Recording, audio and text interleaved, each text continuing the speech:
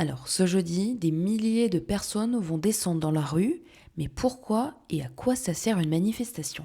Eh bien, avec tout ce qu'il s'est passé ces derniers temps en politique, il faut dire que les Français ne sont pas très contents.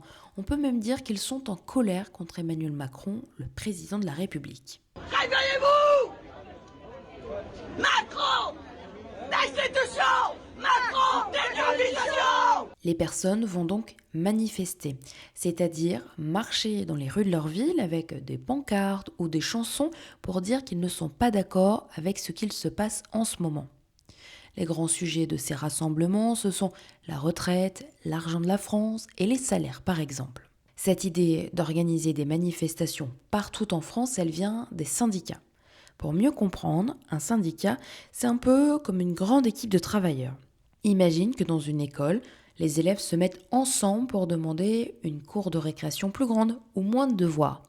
Tout seuls, ils n'auraient pas beaucoup de poids.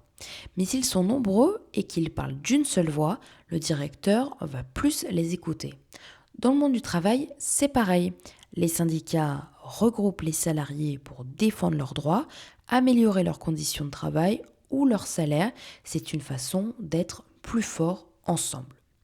Alors je dis, tout le monde peut descendre dans la rue et dire qu'il n'est pas content.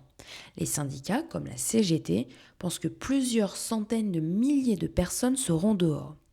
Autant de monde qui se rassemble, tu te doutes bien que ça va perturber un peu la journée. Pour toi par exemple, il n'y aura peut-être pas d'école. Ou alors, les bus et les trains seront bloqués. Des commerces aussi pourront être fermés comme les pharmacies. À quoi s'attendent les gens qui vont manifester?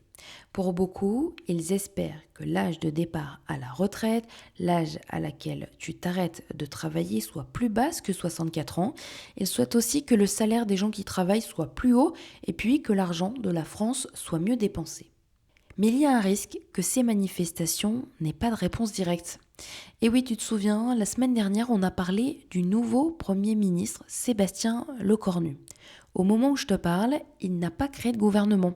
Les gens qui décident pour la France, on les appelle des ministres et chacun s'occupe d'un domaine, la culture, le sport, la santé, etc. Sans eux, aucune décision n'est prise pour le moment.